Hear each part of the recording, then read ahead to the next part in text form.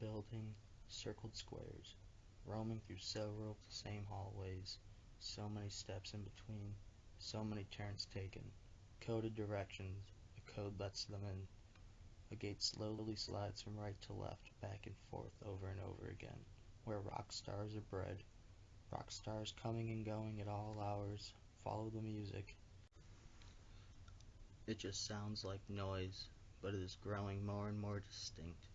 It smells like piss. Lost the sound, found a map of odors, color coordinated, it labels all corridors. Came upon an imposing set of stairs, walk backward slowly, disappear behind a corner, begin to run, navigate recklessly. After a few maddening days, still lost, knees shaking, ears ringing, surviving on dust and crumbs, talking to the rats, belittling the mice, became quadrupedal, knee pads of ancient insulation, chronically filthy hands and terminally calloused, rash skin and hallucinations, paranoia and dereliction, emaciated and delirious, feasted on the map, craved direction, squeezed into the shadows, crawling at the intersection of concrete walls and concrete floors, became a right angle, forged according to the laws of geometry, became both a shape and formless, became a milky puddle, like a pool of solid glass, immune to evaporation, opaque and precarious, prone to a sudden shatter, vibrating along with the decayed studs in the drywall, rattling from the collective clamor of blooming rock stars, pressed against the wall, behind one of the many bulletin boards, a rock star strutted by, carrying gear enough for two men with only two hands, and another, and another. An army of a band, from a soundproofed room to a broad and repetitive halls. They know how to escape. They walk far too fast.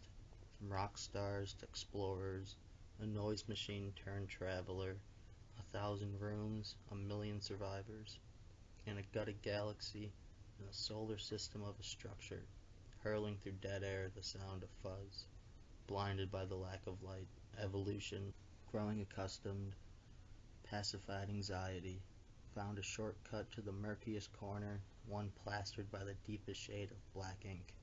All unlocked doors lead further into the building's guts. A herd of rock stars can be heard turning from an adjacent corner. A band of travelers occupy the entire breadth of the hallway, shoulder to shoulder, outermost biceps rubbing against each wall, leaving a trace of infinitesimal black strands of fabric from their black t-shirts. They glow in the no light. They shine to subterranean eyes. Sound radiates through the maze of narrow passages, exploding into a myriad of color when it crashes into perpendicular walls. After at least a month of crawling around and teetering on the border of insanity, of embracing shadows and dust, the glowing strands of fabric coagulated into a foolproof escape route. They formed arrows and mile markers. On 2 feet again, rose like Christ. Soon an exit sign, garish and shining, sparkled like the sun. The temperature rises as the way out becomes obvious. Only one layer of cinder block smothers the sun, heat seeps. Approached the sticky steel door, past a man-sized magnet. Dragged back to knees, cannot fight the laws of attraction. Curl up in a ball when accosted by nature. Lay down and die when face to face with the force of the way things should be.